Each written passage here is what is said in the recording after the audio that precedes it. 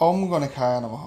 নমস্কাৰ প্ৰিয় শ্ৰোতা দৰ্শক, সকলোৰে প্ৰত্যেকটো দিন শুভ হওক, মংগলময় হওক তাৰ কামনা ৰাখিছোঁ। বিশেষভাৱে লৈ আহিছোঁ আপোনালোকৰ ওচৰত দুৰ্গা পূজাৰ সময়সূচী আৰু দুৰ্গা পূজাৰ বিশেষ কিছু ৰীতি নীতি নিয়ম, যি নৱগ্ৰহৰ কুদৃষ্টিৰ পৰা পৰিত্ৰাণ দিব পাৰে, যি উন্নতি দিব পাৰে, অগ্ৰগতি দিব পাৰে। মই সদায় কওঁ ভিডিঅ'ত যে বিভিন্ন ধৰণৰ এনেধৰণৰ প্ৰতিকাৰ পোৱা যায়, যিসমূহ প্ৰতিকাৰ সাধাৰণ অৱস্থাত কৰিলে মা দুৰ্গাৰ কৃপাদৃষ্টি লাভ কৰিব পাৰি। ইয়াৰ লগতে এনেধৰণৰ কোনো গ্ৰহ নাই যি আপোনাক অশুভ দৃষ্টিত পেলাব পাৰে। গতিকে মা দুৰ্গাৰ কৃপাদৃষ্টিত এইবাৰ 2024 দুৰ্গা পূজা কোন কোন ৰাশিৰ বাবে কি ধৰণৰ শুভ মংগলময় ফলাফল হ'ব পাৰে, কোন দিনা আপোনালোকে কেনেধৰণৰ শুভ ৰং পিন্ধিলে আপোনালোকৰ শুভ প্ৰভাৱ আহিব পাৰে। আপোনালোকে নিশ্চয়কৈ দুৰ্গা পূজালৈ সাজু হৈছে। দুৰ্গা পূজালৈ সাজু হৈছে বুলি মই এইকাৰণে কৈছোঁ, দুৰ্গা পূজা সমাগত। এয়া বিশেষভাৱে মাজত কেইটামান দিন মাত্ৰ মা দুৰ্গা বসুমতীত প্ৰৱেশ কৰিব, পৃথিৱীত প্ৰৱেশ কৰিব। মা দুৰ্গাৰ পৃথিৱীত প্ৰৱেশ কৰাৰ লগে লগে সৰ্বত্ৰে শৰৎকালৰ যি উৎসাহ উদ্দীপনা, সৰ্বত্ৰে হিন্দু সনাতন ধৰ্মী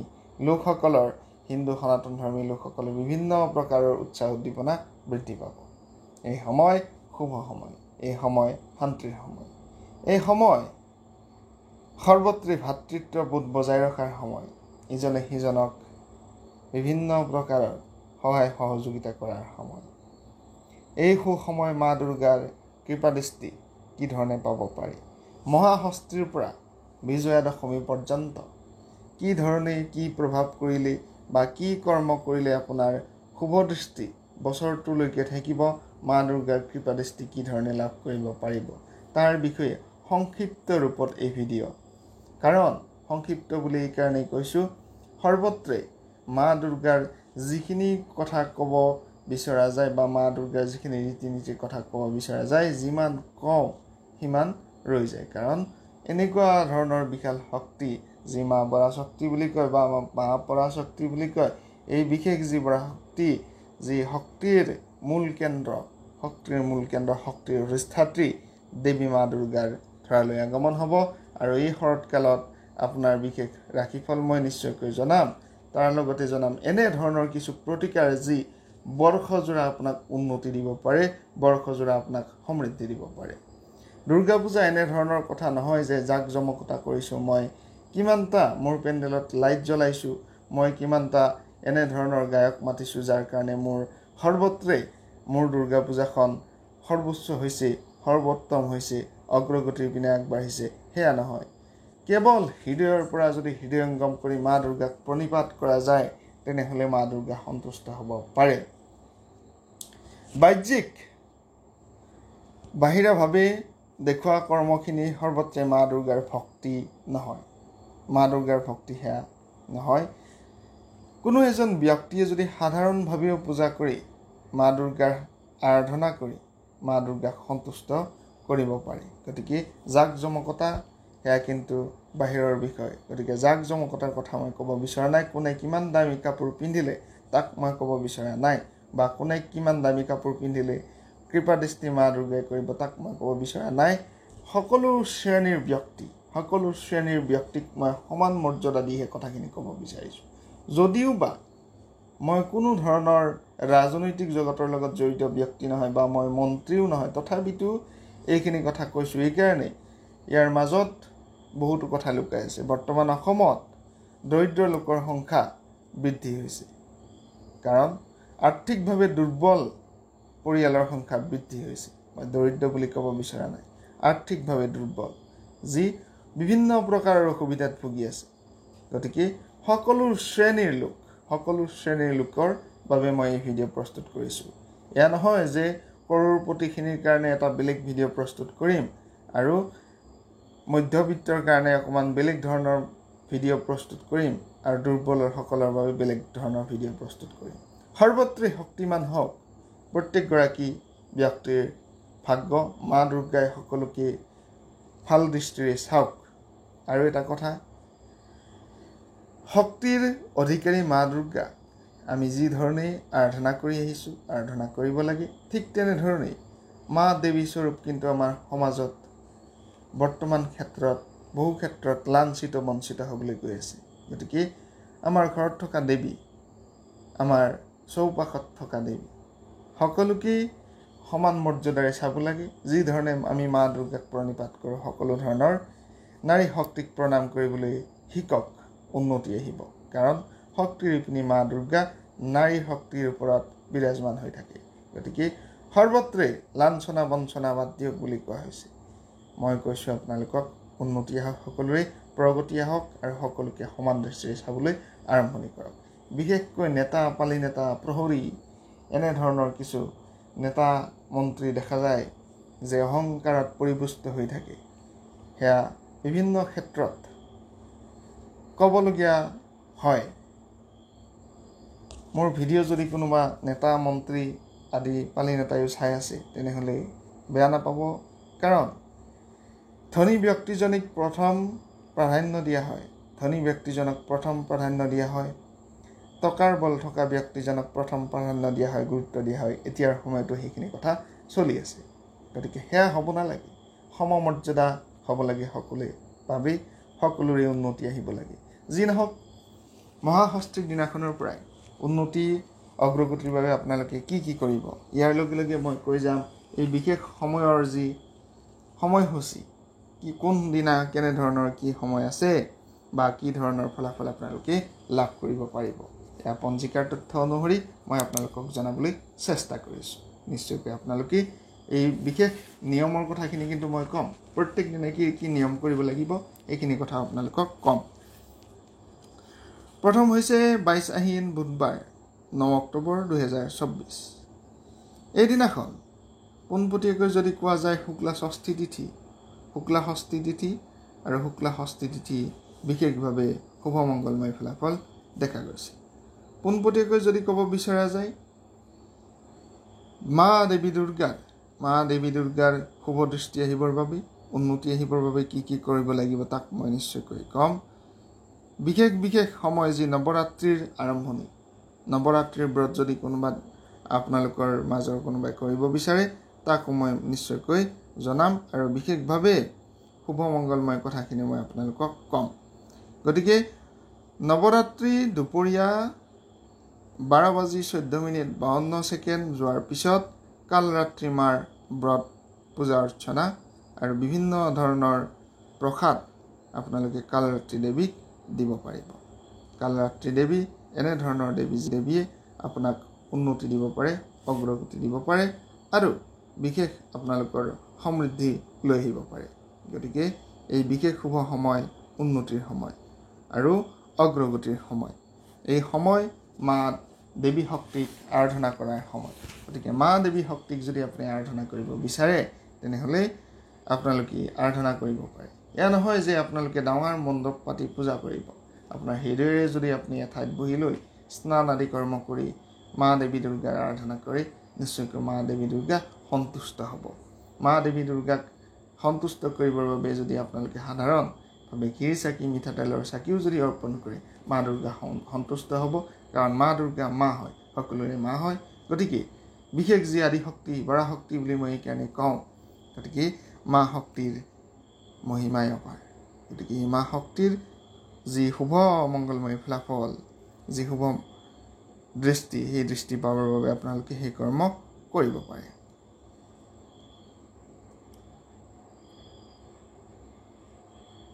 পোনপটীয়াকৈ যদি আমি ক'ব বিচাৰোঁ মহাষষ্ঠীৰ কথাখিনি, এইদিনাখন মহাষষ্ঠীৰ দিনাখন তিতাজাতীয় বস্তু আপোনালোকে নাখাব। যি ধৰণৰ তিতাই নহওক, তিতাজাতীয় সামগ্ৰী খোৱা নিষেধ এদিনাখন। আৰু দুপৰীয়া 12:52 যোৱাৰ পাছত বেল খোৱাটো নিষিদ্ধ। কাৰণ সেইদিনাখন বিল্ব পূজা কৰা হয়, বিল্ব বোধন কৰা হয়। গতিকে এই বিল্ব বোধনৰ ক্ষেত্ৰত এইখিনি বেল খোৱাটো নিষেধ বুলি কোৱা হৈছে মহাষষ্ঠীৰ দিনাখন 12:14 যোৱাৰ পাছত। আৰু বিশেষভাৱে সেইদিনাখন পোনপটীয়াকৈ যদি ক'ব বিচৰা যায় 12:14:52 আগত শাৰদীয় দুৰ্গা দেৱীৰ আমন্ত্ৰণ, অধিবাস ষষ্ঠীকল্প আৰম্ভ কৰিব লাগিব। যদি আপোনালোকে ৰীতি নীতিৰ নিয়মত যাব বিচাৰে বা আমি পোনপটীয়াকৈ পূৰ্বৰ পৰা যি ধৰণে পালি আহিছোঁ, সন্ধিয়া মা দেৱী দুৰ্গাক আৰাধনা কৰা হয়, অধিবাস কৰা হয়, বিল্ব বোধন কৰা হয়, ঠিক তেনেধৰণে কৰিব পাৰে, সেয়া আপোনালোকৰ ইচ্ছা। কিন্তু বিশেষ যি শুভ মংগলময় সময় বা আমন্ত্ৰণৰ সময়, এই সময় দিয়া হৈছে 12:14:52 দুপৰীয়া। এই দিনাখনৰ ৰাশিফলৰ কথা ক'বলৈ গ'লে মেঘ ৰাশিৰ সাহায্য লাভ, বৃষ ৰাশিৰ ৰাজ অনুগ্ৰহ পাব বুলি কোৱা হৈছে। মিথুন ৰাশিৰ কিছু কিছু ক্ষেত্ৰত সাৱধানতা অৱলম্বন কৰাটো প্ৰয়োজন, বিবাদৰ যুগ আছে। কৰ্কট ৰাশিৰ কিছু কিছু সমস্যা সমাধান হ'ব এই দিনাখন। সিংহ ৰাশিৰ সন্মান লাভ, কন্যা ৰাশিৰ ধনৰ আগমন হ'ব বুলি কোৱা হৈছে। তুলা ৰাশিৰ সৎবন্ধু লাভ, বৃশ্চিক ৰাশিৰ কাৰ্যসিদ্ধি, ধন লাভ, ধনু ৰাশিৰ জাতক জাতিকাসকলৰ হ'ব। মকৰ ৰাশিৰ জাতক জাতিকাসকলৰ মনোযোগ বাঢ়িব বুলি কোৱা হৈছে। কুম্ভ ৰাশিৰ জাতক জাতিকাসকলৰ সঞ্চয় বৃদ্ধি, মীন ৰাশিৰ খ্যাতি লাভ। পোনপটীয়াকৈ এই দিনাখনৰ যি বিশেষ ৰং, শুভ ৰং, এই শুভ ৰং হ'ব নীলা। শুভ ৰং নীলা, আৰু নীলা ৰং আপোনালোকে সেইদিনাখন পৰিধান কৰিব পাৰে মা দুৰ্গাৰ শুভ দৃষ্টি পাবৰ বাবে। পূজাৰ সময়ত পৰিধান কৰা ৰংটো নিশ্চয়কৈ বেলেগ হ'ব, আৰু পূজাৰ সময়ত আপোনালোকে নীলা ৰং ধাৰণ কৰিব পাৰে, সেয়াও শুভ। প্ৰত্যেকটো ৰাশিৰ বাবেই এই ৰং শুভ হ'ব, গতিকে এই শুভ ৰং আপোনালোকে ব্যৱহাৰ কৰিব পাৰে। 23 আহিন বৃহস্পতিবাৰ 10 অক্টোবৰ 2024। 23 আহিন বৃহস্পতিবাৰ 10 অক্টোবৰ 2024 মহাসপ্তমী পূজা। মহাসপ্তমীৰ পূজাৰ দিনা যদি কোনো ৰাশিৰ জন্ম হয়, তেনেহ'লে কোনো ব্যক্তিৰ যদি জন্ম হয়, নৱজাতকৰ জন্ম হয়, ধনু ৰাশিৰ জাতক জাতিকা হ'ব তেওঁলোক। নৱৰাত্ৰি দুপৰীয়া 12:31 যোৱাত মহাগৌৰীৰ ব্ৰত ধ্যান প্ৰাৰ্থনা পূজা অৰ্চনা কৰিব পাৰিব। নাৰিকলৰ প্ৰসাদ দিয়া নিয়ম আছে। শুভ ৰং হ'ব এই দিনাখনে, সপ্তমীৰ দিনাখন কমলা, আৰু এই কমলা ৰং আপোনালোকে ব্যৱহাৰ কৰিব পাৰে। এক বিশেষ মন্ত্ৰ জপ কৰিব পাৰে, ওম হ্ৰীং মহাগৌৰী দুৰ্গাই নমঃ। এই বিশেষ মন্ত্ৰফাঁকি জপ কৰিব পাৰে 11 বাৰ, 108 বাৰ বা 1000 এনেকুৱা ধৰণৰ জপ কৰা হয়। যিসকলে জপ কৰে তেওঁলোকে নিশ্চয়কৈ জানিব। এই দিনাখন বিশেষভাৱে কিছু কিছু পূজাৰ কথা মই কৈ দিব বিচাৰিছোঁ। দুপৰীয়া 12:31 যোৱাত সপ্তমী বিহিত পূজা প্ৰশস্থা বুলি কোৱা হৈছে। নৱপত্ৰিকাৰ প্ৰৱেশ স্থাপন, দোলাত আগমন হ'ব দেৱী দোলাত আগমন হ'ব। ইয়াৰ লগে লগে বিশেষভাৱে কোৱা হৈছে যে দোলায়াং মকৰং ভৱেত, অৰ্থাৎ বিভিন্ন ক্ষেত্ৰত সুখ শান্তি সম্প্ৰীতি লৈ আহিব পাৰে মা দুৰ্গাই, আৰু উন্নতিৰ পথ প্ৰশস্ত কৰিব পাৰে। কিন্তু সত্যৰ সদায় জয়, সত্যৰ পোনপটীয়াকৈ মা দেৱী দুৰ্গা সত্যৰ পক্ষত থাকিব, উন্নতিৰ পক্ষত থাকিব, আৰু প্ৰকৃত বা পোনপটীয়াকৈ যদি কোৱা হয় সতৰ পথত থাকিব বুলি ক'ব পাৰি। শাৰদীয় দুৰ্গা দেৱীৰ নৱপত্ৰিকা প্ৰৱেশ স্থাপন যিহেতু সপ্তমী পূজাৰ এই 12:31 পিছত হ'ব, গতিকে এই ফলত পোনপটীয়াকৈ যদি ক'ব বিচৰা যায়, কিন্তু ৰাতি 12:18 আৰু 1:06 ভিতৰত অৰ্ধৰাত্ৰি বিহিত পূজা। অৰ্ধৰাত্ৰিত যি মা দুৰ্গাৰ কালী পূজা কৰা হয়, উগ্ৰ ৰূপক পূজা কৰা হয়, এই অৰ্ধৰাত্ৰি বিহিত পূজা 12:18 পৰা 1:06 পৰ্যন্ত আছে। এই সময়খিনিত আপোনালোকে যদি 108টাকৈ বন্তি, মিঠাতেলৰ চাকি বা খিৰি চাকি যদি জ্বলাব পাৰে, অৰ্ধৰাত্ৰি বিহিত পূজাত মনৰ কামনা পূৰ্ণ হয় বুলি কোৱা হয়। মা দেৱীৰ এই উগ্ৰ ৰূপ অৰ্ধৰাত্ৰি বিহিত পূজাত বিশেষভাৱে পূজা কৰা হয়, আৰু পুৰোহিতসকলে ইয়াৰ বিষয়ে সবিশেষ জানে। গতিকে পুৰোহিতসকলক আপোনালোকৰ দুৰ্গা পূজাৰ মণ্ডপত গৈ অৰ্ধৰাত্ৰি বিহিত পূজাত আমি চাকি জ্বলাব লাগে 108 গছি বুলি আপোনালোকক ক'লে বিশেষ নীতি নিয়মখিনি আপোনালোকক বুজাই দিব। নিৰামিষ ভোজন কৰিলে এদিনাখনে আপোনালোকে অৰ্ধৰাত্ৰি বিহিত পূজাত বিশেষভাৱে চাকি বন্তি জ্বলাব পাৰে বা অনাহাৰে থাকিও জ্বলাব পাৰে। কিন্তু অনাহাৰে থকাটো কিছু কিছু ক্ষেত্ৰত অসুবিধা আহিব পাৰে, গতিকে নিৰামিষ ভোজন দিনৰ ভাগত কৰিব পাৰে। 24 আহিন শুক্ৰবাৰ 11 অক্টোবৰ 2024 24 আহিন শুক্ৰবাৰ 11 অক্টোবৰ 2024। এই দিনাখন বিশেষভাৱে কোৱা হৈছে নৱৰাত্ৰিৰ দুপৰীয়া। এই দিনাখন দুপৰীয়া 12:06 যোৱাত সিদ্ধিদাত্ৰী মাৰ ব্ৰত প্ৰাৰ্থনা বিভিন্ন ধৰণৰ পূজা অৰ্চনা চলিব। আৰু এই দিনাখন বিশেষভাৱে মহা অষ্টমীৰ যি বিশেষ পূজা, মহা অষ্টমীৰ কল্পাৰম্ভ, মহা অষ্টমীৰ পূজা, সন্ধি পূজাৰ কথাও কোৱা হৈছে। গতিকে সন্ধি পূজা ৰাতিপুৱা 11:42 আৰু 12:30 আছে, অৰ্থাৎ 11:42 পৰা 12:30 ভিতৰত যি সন্ধি পূজা, এই সন্ধি পূজা চলিব। সন্ধি পূজাও এনেধৰণৰ এই যি বিশেষ পূজা, সপ্তমী অষ্টমীৰ মাজৰ পূজাখিনিক সন্ধি পূজা বুলি কোৱা হয়, বা সপ্তমী অষ্টমীৰ মাজৰ যিখিনি সময় সেইখিনি সময়ক সন্ধি পূজা বুলি জনা হয়। এই সন্ধি পূজাত বিভিন্ন প্ৰকাৰৰ মনৰ আশা আকাংক্ষা লৈ বিভিন্ন ধৰণৰ দান দক্ষিণা কৰিব পাৰে, মা দুৰ্গা দেৱীক বিভিন্ন ধৰণৰ প্ৰসাদ ভোগ আগবঢ়াব পাৰে। গতিকে এই বিশেষ ভাগ্যফল কৈ দিছোঁ। মেষ ৰাশিৰ শুভ, বৃষ ৰাশিৰ শুভ, মিথুন ৰাশিৰ আয় বৃদ্ধি, কৰ্কট ৰাশিৰ কাৰ্যসিদ্ধি, সিংহ ৰাশিৰ বিভিন্ন ধৰণৰ উন্নতি বুলি কোৱা হৈছে, কন্যা ৰাশিৰ বাধা বিঘিনি নাশ, তুলা ৰাশিৰ ভ্ৰমণত কিছু কিছু ক্ষেত্ৰত সাৱধানতা, বৃশ্চিক ৰাশিৰ জাতক জাতিকাসকলৰ ইনকাম বৃদ্ধি, ধনু ৰাশিৰ জাতক জাতিকাসকলৰ বিভিন্ন ক্ষেত্ৰত বিবাদৰ ভয় আছে, মকৰ ৰাশিৰ জাতক জাতিকাসকলৰ বিবাদৰ ভয় আছে, কুম্ভ ৰাশিৰ কৰ্মজয়, মীন ৰাশিৰ সন্মান উন্নতি বুলি কোৱা হৈছে। গতিকে যিসকলৰ বিবাদৰ ক্ষেত্ৰত ভয় আছে, যিকোনো কথা বাৰ্তা কওঁতে সাৱধানতা অৱলম্বন কৰিব লাগে। যিসকলৰ যান বাহনৰ ক্ষেত্ৰত ভয় বুলি কোৱা হৈছে বা বিভিন্ন ক্ষেত্ৰত কোৱা হৈছে যে পোনপটীয়াকৈ উন্নতি অগ্ৰগতিৰ কথাখিনি সৰ্বত্ৰেই হ'ব। আৰু যি যান বাহনৰ ভয় কথা কোৱা হৈছে, তেওঁলোকে যান বাহনৰ চলোৱাৰ পৰা কিছু কিছু সাৱধানতা অৱলম্বন কৰিব লাগিব, বা চলাওঁতে সাৱধানতা অৱলম্বন কৰিব লাগিব, নহ'লে এদিনাখন যান বাহন চলোৱাৰ পৰা বিৰত থাকিব পাৰে। এই দিনাখনৰ যি বিশেষ উন্নতিকাৰী বা সমৃদ্ধিকাৰী বিশেষ সময়, এই শুভ সময় নিশ্চয়কৈ মহা অষ্টমীৰ দিনাখনেই বিভিন্ন প্ৰকাৰৰ ব্ৰত, বিভিন্ন প্ৰকাৰৰ দান দক্ষিণা কৰা হয়। গতিকে এই দিনাখনৰ ৰং হ'ব বেগুনীয়া। শুভ মন্ত্ৰ ওম হ্ৰীং সিদ্ধিদাত্ৰী দুৰ্গায়ে নমঃ। এই মন্ত্ৰ আপোনালোকে জপ কৰিব পাৰে, উন্নতি আহিব। মহানৱমীৰ কথা ক'ব বিচাৰিছোঁ।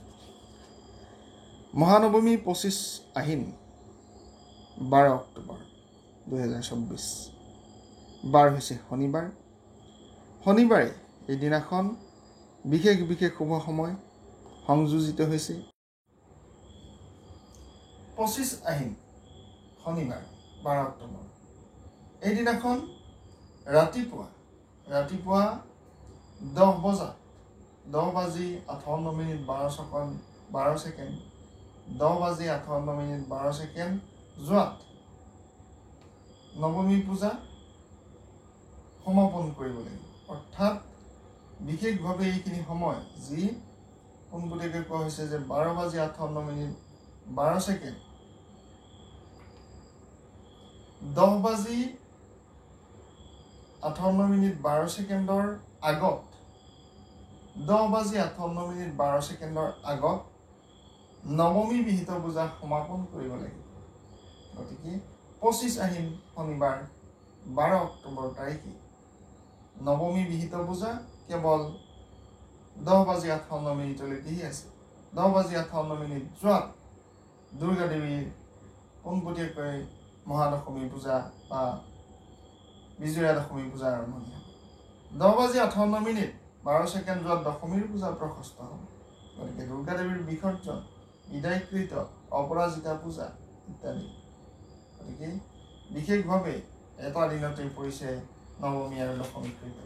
গতিকে এই বিশেষ যি সময়, এই সময় কেৱল আপোনালোকৰ বাবে এই সময়ৰ কথা মই আপোনালোকক জনাম। গতিকে সকলোৰে শুভ হওক, মংগলময় হওক, উন্নতি হওক, অগ্ৰগতি হওক। ধন্যবাদ জনাইছোঁ, কৃতজ্ঞতা জনাইছোঁ।